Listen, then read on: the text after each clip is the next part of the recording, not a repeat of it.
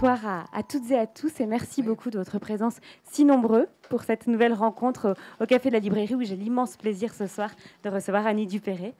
Alors bonsoir, merci beaucoup de votre venue à Dialogue. D'être là parce que c'est vraiment, ça fait chaud au cœur de vous voir si nombreux. Alors avant tout, quelques mots pour vous présenter. Vous êtes comédienne au théâtre, au cinéma, à la télévision. On a d'ailleurs pu vous voir récemment dans la 14e saison d'Une famille formidable qui vient d'être diffusée. Et puis vous êtes écrivain. C'est en 1976 que votre premier roman est paru. Il était intitulé L'Admiroir. Et ont suivi de nombreux autres livres, des romans d'une part, parmi lesquels on peut citer Allons voir plus loin, veux-tu, ou encore Une soirée. Et puis d'autres ouvrages plus autobiographiques. Le premier d'entre eux, Le voile noir, paru en 1992, est celui que vous appelez votre livre. Vous nous y racontez la disparition tragique de vos parents lorsque vous aviez 9 ans. Et suite à la parution de ce livre, de très nombreux lecteurs, bouleversés et reconnaissants, vous ont envoyé des lettres. Et vous avez rendu hommage à ces témoignages dans un livre-réponse intitulé « Je vous écris ». Voilà. Alors ce soir, nous avons le plaisir de vous accueillir à Dialogue à l'occasion de la parution d'un nouveau livre autobiographique. Il est paru aux éditions du Seuil. Toujours. Et il est illustré par de sublimes photographies. Il est intitulé Le rêve de ma mère. Et en nous racontant vos années de formation, vous posez la question de ce que nous devons à nos morts. Oui. Alors avant tout, est-ce que vous pourriez nous raconter la naissance de cet ouvrage et ce qui, pour vous, a été à son origine? Alors c'est un livre question, en fait, parce que il n'y a pas de réponse à ça. Dans quelle mesure est-ce qu'on peut être mené par nos morts, par les rêves qui n'ont pas pu accomplir? Bon, on en sait quand même un peu maintenant sur les phénomènes transgénérationnels. Je veux dire, on sait que ça existe. D'ailleurs, dans ma propre famille, j'ai 1 ou 2 exemples comme ça de cas tout à fait étonnants. De petits-fils qui ont pris la relève tout à coup d'un grand-père de manière tout à fait étonnante, sans savoir du tout l'histoire. Et c'est vrai que il y a maintenant 8-9 ans, j'ai eu un choc parce que j'ai découvert plutôt, je croyais qu'il était détruit. J'ai découvert le cirque où travaillaient mes grands-parents maternels, à Elbeuf, d'ailleurs, en Normandie. Et j'ai appris l'existence de ce cirque. Quand j'étais petite, j'entendais 2 phrases. J'entendais du temps qu'on avait le cirque, à tel point qu'à un certain moment, j'ai pu me dire que peut-être il était à eux. Du temps où on était au cirque, donc où on avait le cirque, c'est qu'on avait le travail au cirque. Après, je l'ai compris. Mon grand-père était projectionniste et ma grand-mère était caissière dans ce cirque. Donc, et moi, comme Elbeuf est une petite ville près de Rouen, qui était un nœud ferroviaire. Il y avait une énorme colonie juive aussi. Donc il y avait toutes les raisons pour qu'on le bombarde pendant la guerre. Et Elbeuf a été détruite aux 3/4. Donc pour moi, n'ayant pas de souvenirs d'enfance, ayant plus de parents, ne posant pas trop de questions, parce que tout ça était très sensible, j'avais dans l'idée que ce cirque, certainement, il l'avait quitté pendant la guerre parce qu'il avait été bombardé. C'est tout. Et puis qu'ils étaient partis à Rouen. Ils avaient quitté Elbeuf pour Rouen pour ça. Et puis voilà. Et puis j'ai toujours aimé le cabaret, j'ai toujours aimé le music-hall. J'ai toujours aimé le cirque. Je suivais tous les spectacles de cirque, de nouveaux cirques. Dès qu'il y avait quelque chose de nouveau, j'allais le voir. Alors, je jouais des classiques. Je jouais Giraudoux et Shakespeare au Théâtre de la Ville, mais j'étais tous les soirs à l'Alcazar de Jean-Marie Rivière, ou alors dans des spectacles de transformistes. Ou ça, j'adorais plus ça. J'étais plus comme spectateur, attiré par le cirque et le music-hall que finalement par le théâtre. Ça m'a toujours semblé un peu étrange. Et puis, quand on m'a proposé de faire des galas de l'Union, alors là, c'était formidable parce que du coup, j'ai eu l'occasion de rentrer vraiment dans un cirque, de faire vraiment des numéros de trapèze qui, à l'époque, étaient des choses horriblement dangereuses puisqu'il n'y avait encore aucune sécurité. Voilà. Donc, on se lançait là-haut à 15 mètres, à faire des lâchers par les pieds, enfin des trucs abominables, et au-dessus des gens, parfois, complètement d'une manière folle. Et puis, voilà une dizaine d'années, effectivement, une dizaine d'années, oui, à peu près, j'ai fait une émission sur ces galas de l'Union au Cirque d'hiver, avec les Bouglione. Et en pleine émission, j'ai dit, écoutez, je ne sais pas pourquoi j'aime autant le cirque. Peut-être parce que mes grands-parents travaillaient dans un cirque qui a été détruit. Et là, j'ai Émilien Bouglione, qui est l'aîné des fils Bouglione, qui s'est penché vers moi en pleine émission et qui m'a dit « Ah, mais il n'est pas détruit, il est abandonné ». J'ai dû passer le reste de l'émission à digérer l'information comme ça. Et puis, ça n'a pas été long. On m'a appelé dès le lendemain en me disant « Voilà, on pense réhabiliter ce cirque. Est-ce que vous voulez venir le voir ?» Alors bon, c'était séquence émotion quand même. J'ai déboulé là-bas et je suis tombée. J'ai des photos, d'ailleurs, je mets des photos, sur un vaisseau fantôme absolument incroyable, quoi. Un vaisseau fantôme dans lequel j'ai eu un choc, effectivement, où j'ai pris comme ça, à l'intérieur, tout à coup, une évidence de me dire je suis peut-être le rêve de ma mère. Puisque j'ai retrouvé des photos d'elle qui s'entraînait au cirque. Je savais, on m'avait raconté qu'elle aimait bien faire un petit numéro de danse à l'entracte, qu'elle était toujours à chercher à faire un remplacement pour présenter un numéro, tout ça. Et puis elle était photographe après, quand ils ont quitté Elbeuf. Et puis tout s'est arrêté quand je suis née. Tout s'est arrêté parce qu'à cette époque-là, une femme comme ça, avec des velléités artistiques, elle avait un enfant, dans mon milieu du moins très simple, il n'y avait pas de nounou, il n'y avait pas de crèche, c'était retour à la maison obligé. Et j'avais depuis toujours été frappée par une chose sur les photos de mon père quand j'écrivais Le Voile Noir. Sans me poser trop de questions sur cette femme, il y avait quand même une question. Pourquoi cette jeune femme, elle a l'œil hardi comme ça, formidable, avant ma naissance, avait tout à coup ce regard presque éteint, cette défaite sur le visage comme ça, et ce vieillissement prématuré. Et il a fallu bien du temps, donc que de temps il nous faut pour comprendre les choses, que effectivement ma naissance avait été la fin de tous ses rêves personnels. Voilà. Et tout à coup, il m'a semblé effectivement presque logique que moi, je sois celle qui reprenne, en fait. Et j'ai vu, c'est drôle, dans ce cirque-là, quand j'ai pris ce choc-là, j'ai vu en raccourci toutes les questions que je me posais depuis toujours. Tiens, pourquoi tout à coup cette idée de me faire inscrire au conservatoire dramatique alors que j'étais aux Beaux-Arts, que j'allais rentrer en section peinture, pourquoi cette bifurcation tout à coup sur la suggestion d'un orientateur professionnel que, avant même d'avoir pensé écrire ce livre, depuis des années, j'ai appelé instinctivement le messager. Il y avait ça, il y avait des rencontres, des hasards, et je me suis dit tout à coup, est-ce qu'il est complètement fou de penser que j'ai obéi à une injonction, à un chemin comme ça qu'on m'a mis devant moi, parce qu'en fait, je n'ai eu, c'est par cette phrase que je commence ce livre, j'ai assez peu mené ma vie. J'ai pas eu d'ambition.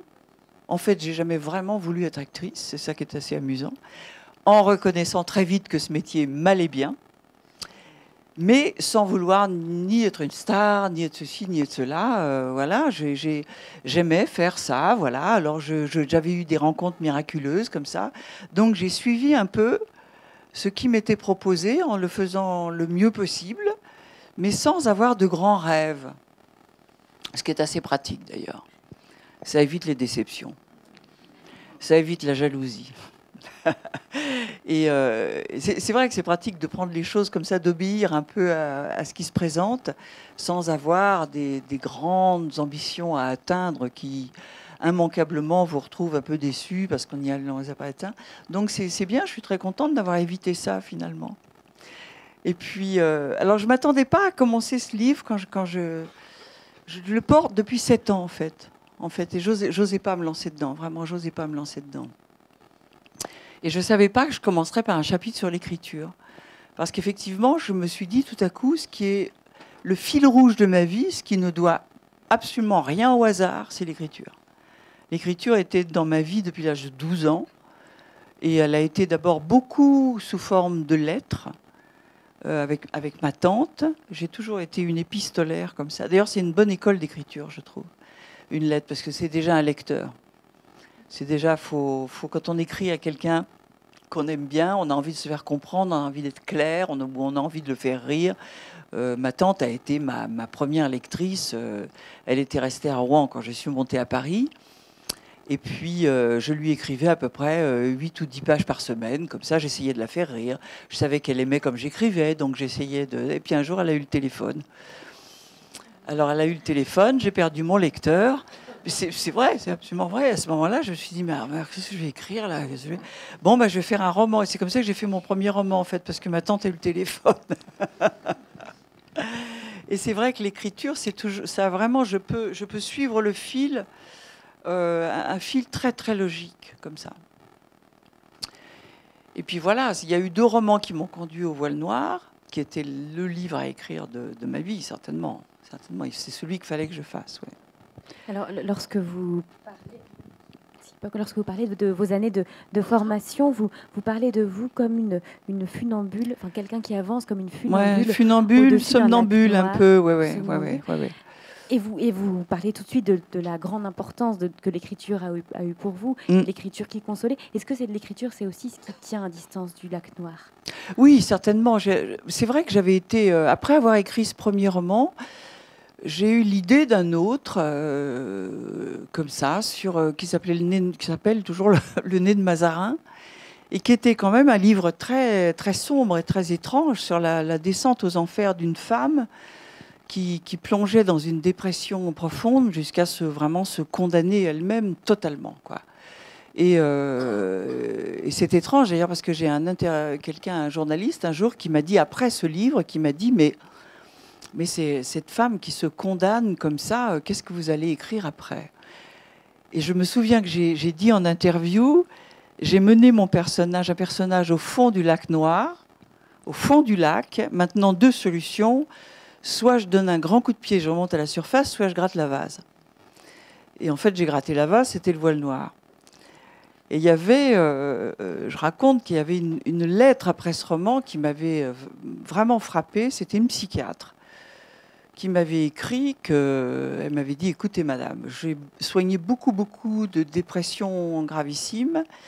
Je n'ai pas vu que vous avez arrêté votre carrière. Je n'ai pas entendu dire que vous avez été hospitalisé. Je vous ai pas vu disparaître comme ça de notre champ de vision, quoi. Et elle me dit, or, je peux vous affirmer qu'on ne peut pas décrire tous les stades d'une dépression de l'intérieur, comme vous l'avez fait, sans l'avoir vécu soi-même. Alors évidemment, c'est une lettre qui m'a un petit peu scotché. Et voilà, je me demande encore, est-ce qu'on peut vraiment mettre à distance, comme ça, sur un personnage, en fait, vivre par procuration, pour éviter de le vivre soi-même, tous les stades d'une descente aux enfers, comme ça, pour la mettre loin, pour l'objectiver comme ça. C'est possible, j'espère. J'espère. Et en tout cas, bon, ça m'a mené, ce livre-là.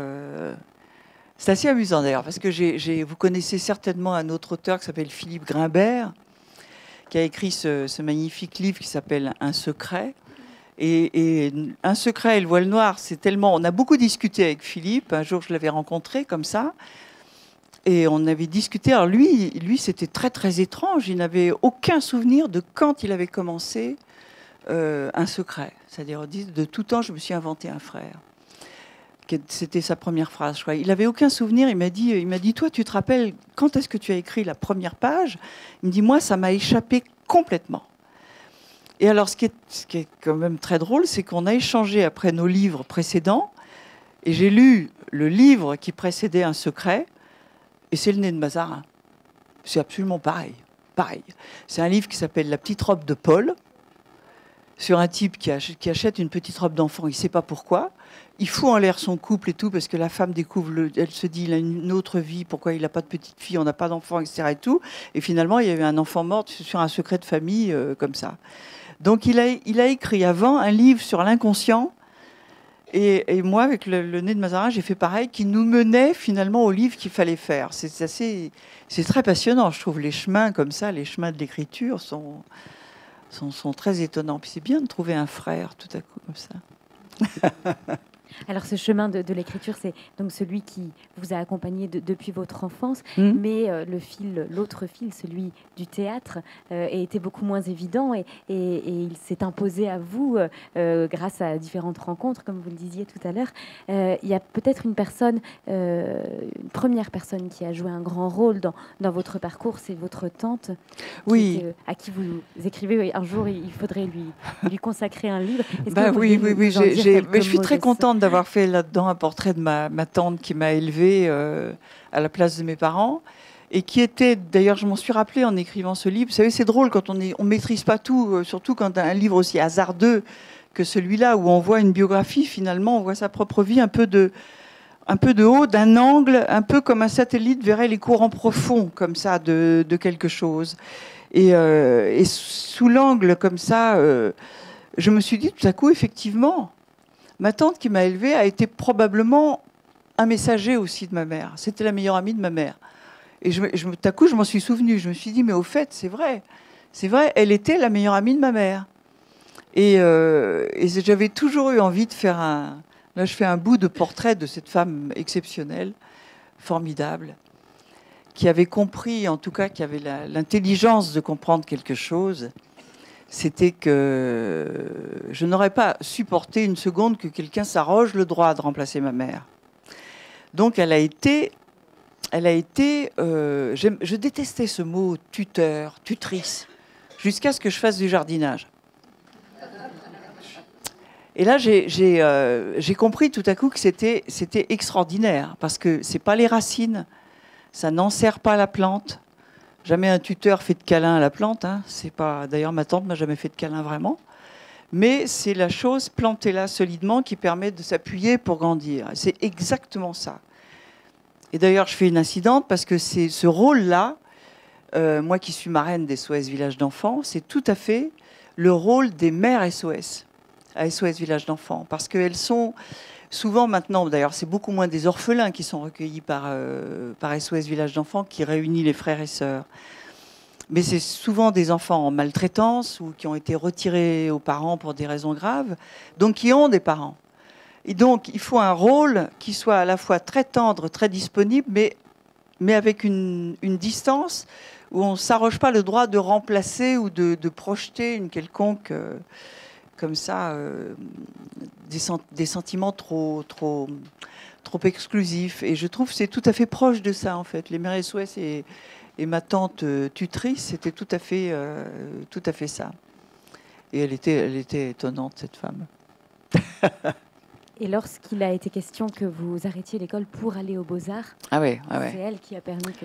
Oui, c'est elle. Moi, je suis la vengeance de deux femmes, en fait. Je suis la revanche de deux femmes. La revanche de ma mère, qui a été obligée de tout lâcher à cause de ma naissance, quelque part.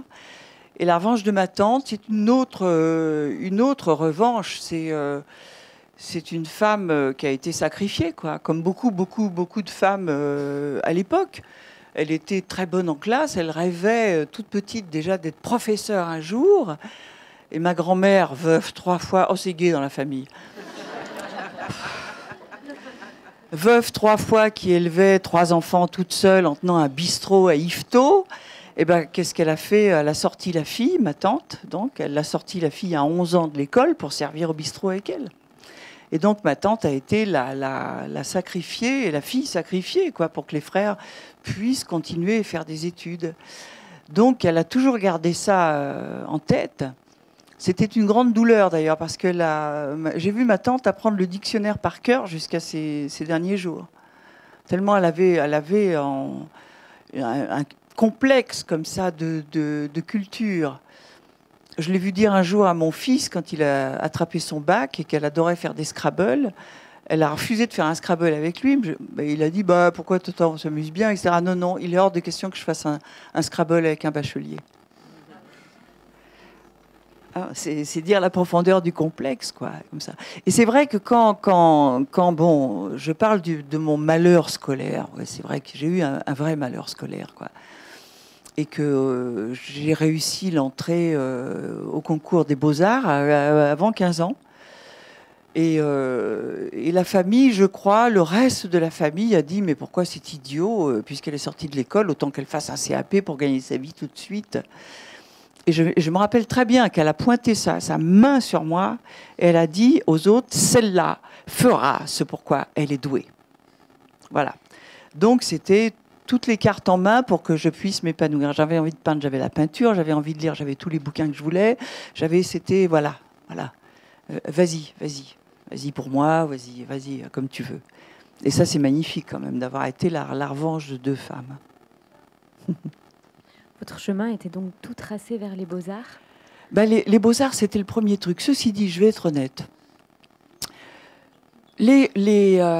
Quand on a un tempérament artiste, et ça arrive souvent, effectivement, on sait quand même qu'il y a je ne sais pas combien, 45% ou 50% des écrivains qui ont eu un malheur d'enfance. C'est quand même pas pour rien. Moi, je connais beaucoup de comédiens, de chanteurs, qui ont des dons cousins, qui peignent ou qui sculptent très bien, et qui écrivent aussi. Je veux dire, ce sont des dons, et il y en a un qui gagne. Il y en a un qui gagne, par exemple, je ne sais pas, ça m'avait frappé, ça. J'avais vu les magnifiques statues que fait Hugo Frey.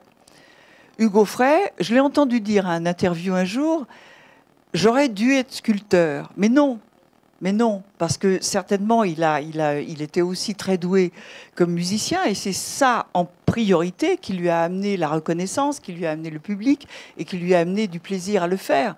Alors, certes, c'est aussi un très bon sculpteur, mais bon, comme moi, effectivement, je me dis, tiens, je peux pas dire, j'aurais dû être peintre. C'est pas vrai, parce que comme j'étais avec la mort de mes parents sur le Rable, certainement, la solitude de la peinture devait m'effrayer quelque part. Parce que c'est solitaire, hein, faut s'accrocher quand même pour trouver sa manière de peindre, pour faire ça toute seule, pour arriver à se faire reconnaître et tout. Et puis voilà, et puis il y a la comédie où j'étais assez à l'aise sur scène, comme ça j'aimais bien. Je voyais que les gens avaient du plaisir aussi à me regarder jouer, donc c'est ça qui a été le plus payant tout de suite. Avec cette chose importante, que pour la première fois de ma vie, quand j'étais au conservatoire, moi qui étais une enfant un peu solitaire, à l'école avec des gamines de 3 ans plus jeunes que moi, puisque j'étais en retard, et de 15 cm de moins, j'avais pas vraiment de copines. Les Beaux-Arts sont un travail solitaire, où on était chacun devant sa feuille, devant son bloc de glaise, ou voilà, chacun pour soi, un peu.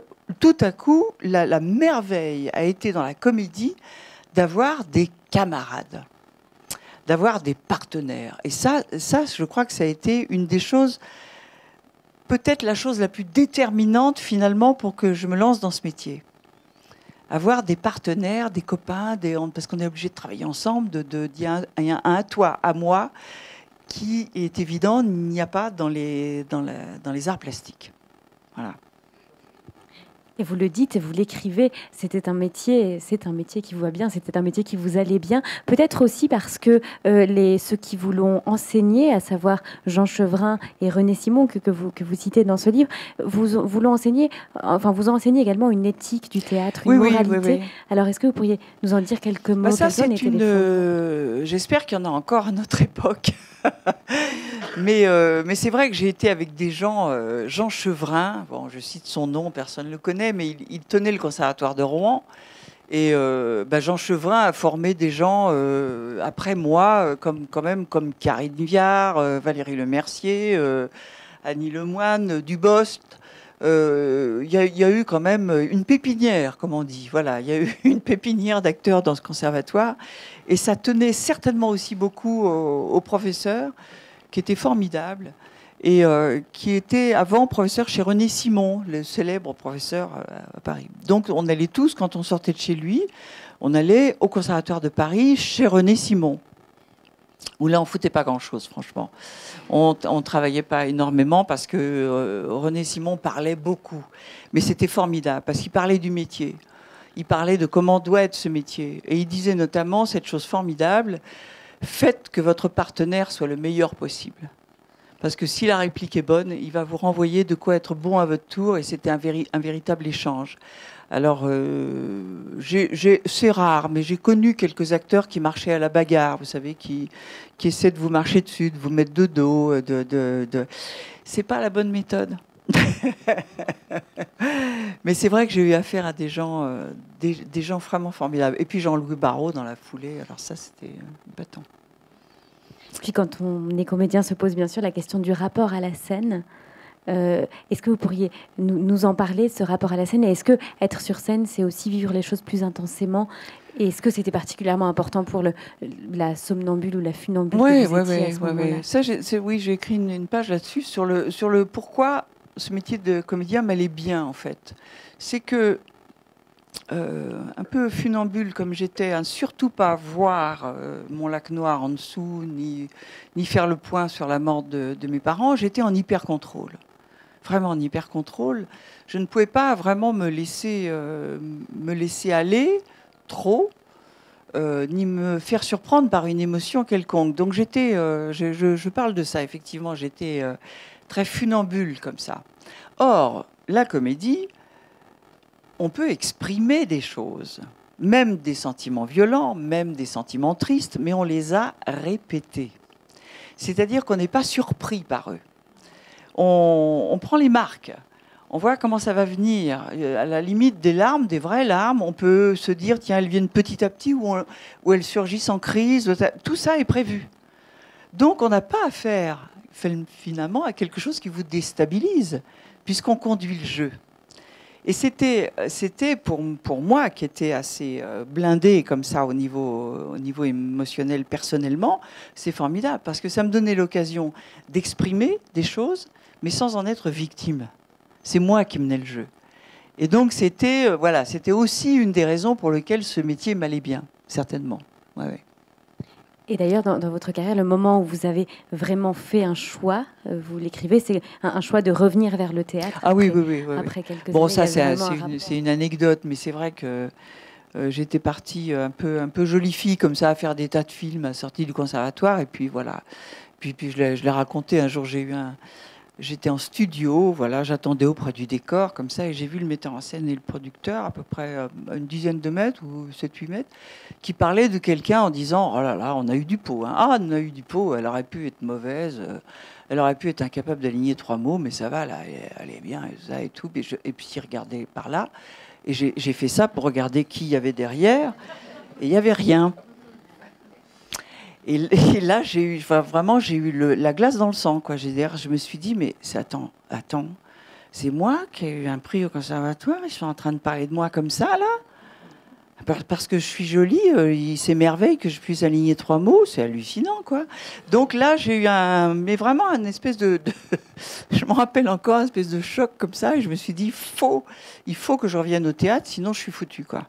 Sinon, voilà. Et puis vous nous l'avez dit au début de cette rencontre, et c'est aussi ce qui a été à l'origine de ce livre. Tout au long de votre carrière, vous aviez cette passion pour le cirque, pour le cabaret, et il y a eu ce gala annuel auquel on vous a demandé de participer. Le gala le gala du... Ah, les galas d'Union, oui, j'en ai fait trois. Heureusement que le gala d'Union s'est arrêté, d'ailleurs. Heureusement qu'il s'est arrêté, parce qu'il s'est arrêté à Los Angeles. Il y a eu quelqu'un qui a eu l'idée idiote d'emmener notre gala de l'Union, qui était, vous savez, au profit des comédiens retraités à Los Angeles. Vous savez, le rêve de l'Amérique. Et les Américains avaient tout simplement acheté un concept. Notre gala, ils s'en foutaient complètement. Mais complètement, voilà. Donc on est arrivé là et on a répété comme des fous. Il y avait tout un avion, ça a dû coûter une fortune, tout un avion d'invités et tout ça. Et en fait, ça s'appelait Circus of the Stars. Et Circus of the Stars, au lieu d'être une soirée magnifique qui durait 2 heures, a duré 8 heures. Parce qu'il faisait une télé. Voilà. Alors, il y avait, ceci dit, moi j'étais, comme le producteur avait beaucoup aimé mon numéro de trapèze, il m'avait collé en 3e position, et je m'étais plainte d'ailleurs, parce qu'en 3e position, au cirque, c'est rien, quoi. C'est les numéros qui, au début, c'est presque un lever de rideau, quoi. Et il m'avait dit non, it will be perfect for you. Alors, je n'avais pas compris pourquoi il m'avait dit que ça allait être parfait. J'ai compris quand j'ai vu que je passais en 3e position 1h30 après le début. Et que j'ai encore eu tout Hollywood, là, avec Paul Newman, machin, tout ça, formidable. Et après, je me rappelle ma petite camarade si mignonne, Jane Birkin, notamment, qui faisait de l'équilibrisme sur un fil, a attendu 6 heures avant de faire son numéro. Donc les Américains avaient acheté, on a été les dindons de la farce, quoi. Et le gala s'est arrêté pendant 35 ans, je crois. Ça a repris il y a quelques années, c'est tout. Mais pour moi, c'était très bien, parce qu'à l'époque, il n'y avait pas de sécurité du tout. J'ai fait là-bas des trucs fous, quoi. Et vraiment en prenant des risques, pas suicidaires, hein, parce qu'on travaillait vachement. Et le tout était de savoir qu'on prenait vraiment un risque mortel, mais de le vaincre. Voilà, c'était ça le challenge, et c'était ça. Et j'avais été frappée, moi, de mon visage. Quand j'ai revu après le numéro, j'en parle d'ailleurs, je vois la descente que je fais le long de la corde pour redescendre, en me laissant glisser le long de la corde, et je vois le visage que j'ai. Et moi-même, je me suis dit, heureusement que ça s'arrête. Heureusement que ça s'arrête. Parce qu'en fait, j'avais pas assez peur. J'avais pas assez peur. J'étais à frôler ça, une espèce d'état second, comme ça, qui faisait que je maîtrisais, j'avais vraiment bien travaillé, mais, faut pas trop chercher à frôler quand même les abîmes quand on est intérieurement quelque part tenté. Tiens, et si je pouvais les rejoindre? On ne sait jamais. Hein, un faux mouvement. Donc c'était très bien que je redescende sur Terre. Et ça a été une charnière, effectivement. Ça a été une grande charnière.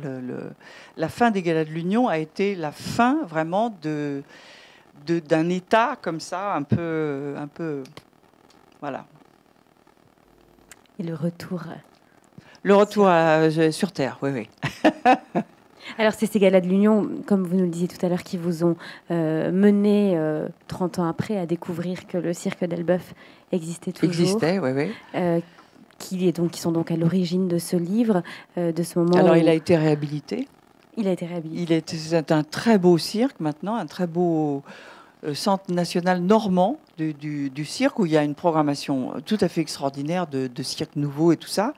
Et comme c'est un cirque-théâtre, qui a un magnifique manteau de scène entre lequel on peut monter une scène, en fait, j'ai inauguré le théâtre du cirque-théâtre où étaient mes grands-parents. Bon, c'était très, très émouvant. Et en même temps, je m'attendais à être écrasée d'émotions. Et je dis, c'est vrai qu'il n'y a rien de tel que le béton frais pour faire taire les fantômes. C'était plus le même lieu, quoi. C'était un lieu complètement rénové. C'est vrai que ça sentait encore le béton, la peinture, tout ça était tout neuf. Et c'est vrai que les fantômes sont moins présents dans un lieu tout neuf, comme ça, qui a été rebétonné de toutes parts. Mais c'était quand même très, très, très, très émouvant. En fait, bon, j'ai essayé que ce livre soit aussi drôle et plaisant à lire. Et j'avais bien conscience, tout en l'écrivant, je l'ai écrit dans l'ordre.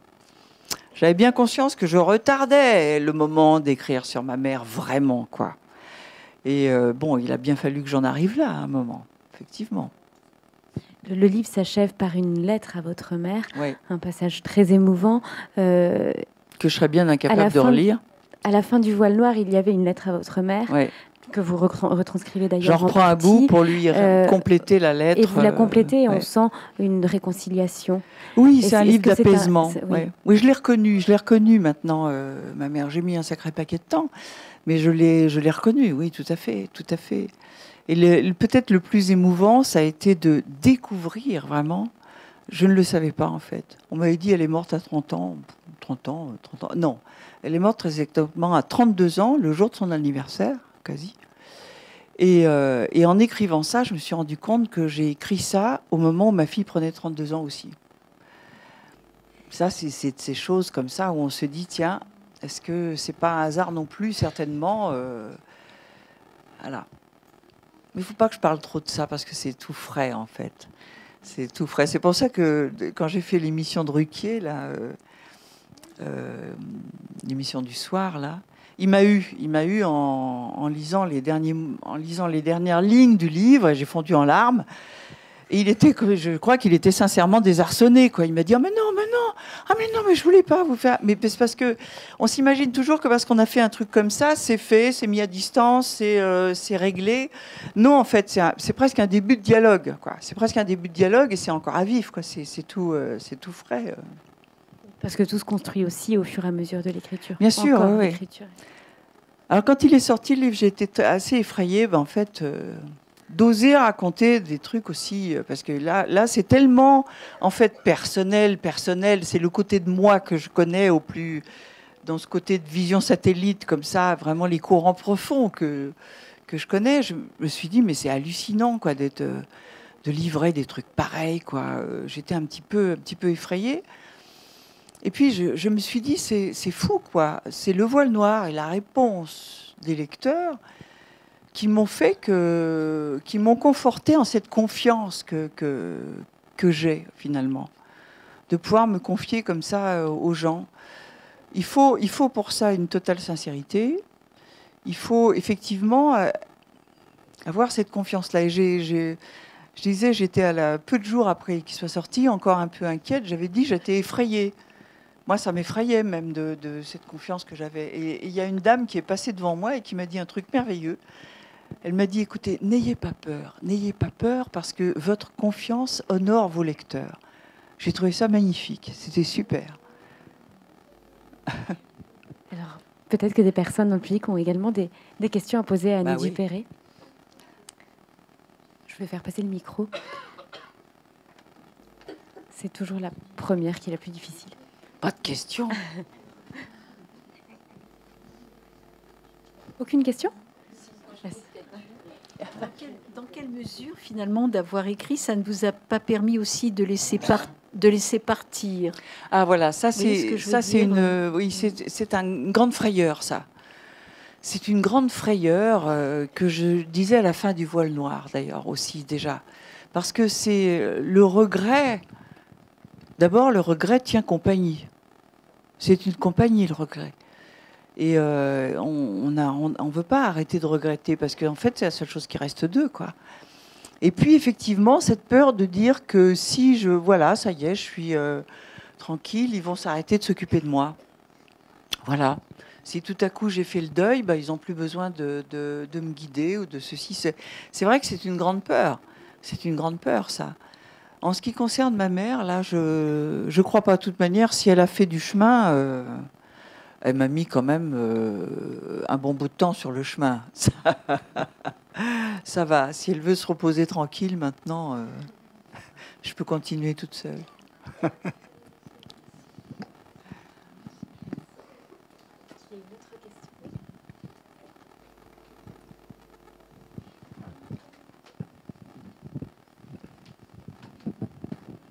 Rebonsoir, je voulais vous demander, donc suite à... C'est très subjectif puisque j'ai vécu le décès de ma mère. En combien de temps peut-on faire le deuil de l'être le plus cher que l'on perd? Jamais. Jamais. Jamais, je crois. Je sais que ça va choquer les personnes qui le disent, mais... Ouais. Non, moi je crois pas, jamais. Non. Jamais, mais il y a des niveaux. Il y a des stades, il y a des pas. Il y a des... voilà, ça évolue. Ça évolue. Je ne crois pas que ça disparaisse jamais. Vraiment. Quand vous disiez justement que vous étiez dans le sous l'eau, moi, il y a des moments où je donne un coup de pied et j'ai l'impression qu'on me replonge la tête sous l'eau. Ouais. Mais non, je crois jamais. Il faut s'habituer. Il faut vivre avec, vraiment. Vraiment, comme quand on a une infirmité ou un truc, on dit faut vivre avec. Il y a un moment, il faut arrêter de se battre. Eh ben voilà, il faut vivre avec. Et puis c'est ce que je faisais un peu quand j'étais jeune. Il y avait des grandes crises de larmes épouvantables comme ça, donc je sortais un peu lavée. Et puis hop, je refaisais surface et puis ça revenait. Et puis maintenant, il y a moins ça parce que j'ai fait quand même tout ce travail-là. Mais dire que c'est fini, non, c'est pas vrai. Non. Pas vrai. La preuve, je peux pas lire la fin du livre. C'est quand même dingo. Moi, je pense que ce sera pareil pour même moi. Les Chats de hasard, qui est aussi une sorte de biographie où il y a des tas de moments où j'amorce ce livre-là presque. Et l'autre jour, j'ai fait une lecture, j'ai pas pu finir. C'est effrayant. Je ne peux pas me relire. C'est incroyable quand même. Merci beaucoup.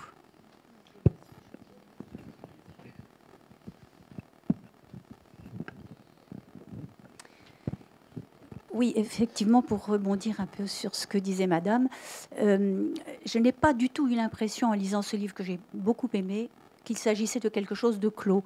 Mais je l'ai visité comme un jardin. C'est-à-dire que, comme vous êtes jardinière et peintre, j'ai eu l'impression d'un jardin que vous avez clos peut-être, mais dont la porte est ouverte et où finalement vous pouvez entrer Et vous pouvez entrer et en sortir quand vous voulez. Oui, oui, Donc c'est un absolument. lieu de liberté, mais de souvenir aussi. Mhm, C'est mhm. comme ça que je l'ai perçu. Ah bah merci. Merci. Ouais, ouais, Et ouais, puis je ouais. voulais juste dire que finalement, cette rencontre, ça tombe très bien, puisque pour nous qui sommes des fidèles de dialogue, vous êtes notre cadeau de Noël. Ah, c'est gentil.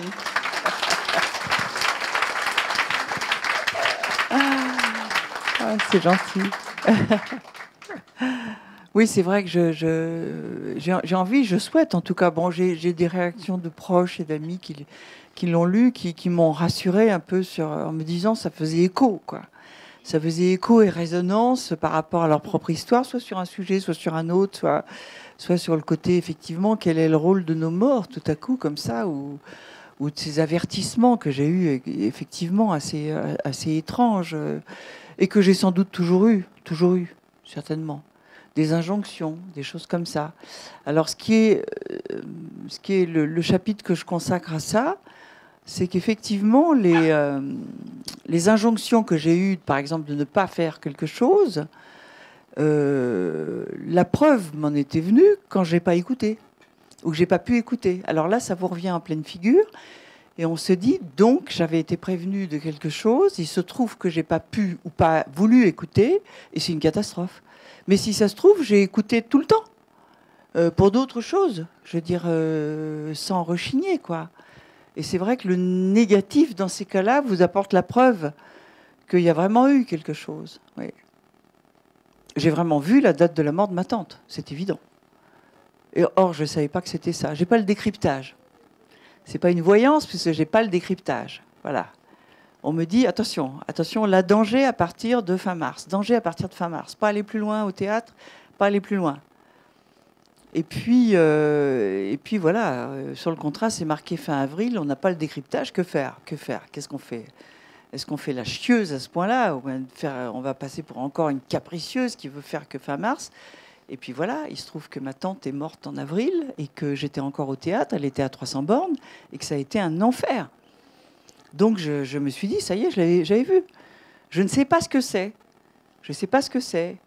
Mais vu les retours que j'ai eus les 2 fois où je n'ai pas écouté, maintenant, je vais vous dire, j'ai une injonction de ne pas faire quelque chose, de ne pas aller quelque part. On me traîne par les cheveux, j'y vais pas. Hein, parce que je ne connais pas la raison, mais il y en a une.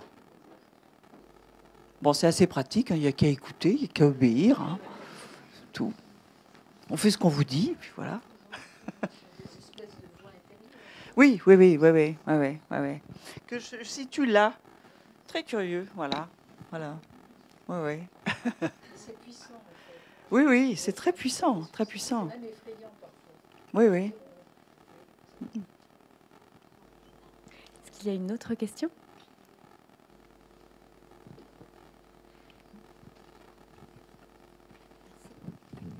Est-ce que vous n'avez pas l'impression aussi que d'écrire, ça met un peu à distance un certain nombre de faits, de choses? Ça permet de les verbaliser et puis de se rendre compte, en verbalisant, que finalement, il y avait des... J'avais ça les premières fois quand j'écrivais vers 12-13 ans. Ça, par contre, c'était assez clair que de traduire un éprouvé flou en signes et de le poser, c'était très précieux, c'était apaisant et ça permettait comme ça, oui, de le poser, de le rendre tangible quelque part. J'ai moins l'impression, en tout cas avec ce livre-là, non, ça règle vraiment pas grand-chose, sauf peut-être une ouverture de dialogue et de... Voilà. J'ai pas l'impression que ce soit ça, en tout cas. En tout cas, ça vous permet d'échanger aussi. Absolument. Et ça, c'est très important. Oui, bien sûr. Le voile noir, c'était drôle. J'ai lu beaucoup. C'est drôle quand on part dans le projet comme ça. J'ai beaucoup regardé les photos de mon père. Beaucoup.